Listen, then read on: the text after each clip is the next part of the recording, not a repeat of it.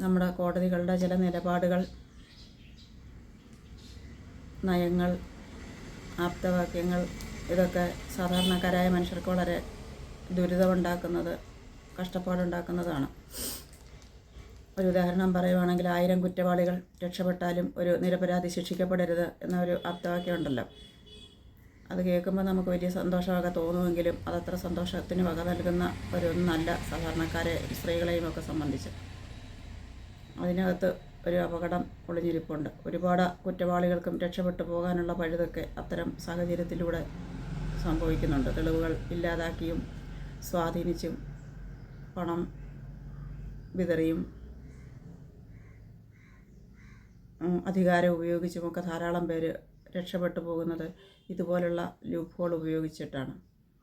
നമ്മൾ ഇപ്പോൾ ആധുനികതയിലേക്ക് കടന്നുകൊണ്ടിരിക്കുന്ന ഒരു സമൂഹമെന്ന നിലയിൽ ഇതിനെയൊക്കെ കോടതികളും ഒന്ന് പുനർവിചിന്തനം ചെയ്യേണ്ട ഒരു കാലഘട്ടം ആയിരിക്കുന്നു എന്നുള്ളതാണ് എൻ്റെ വിനീതമായ ഒരു അഭിപ്രായം.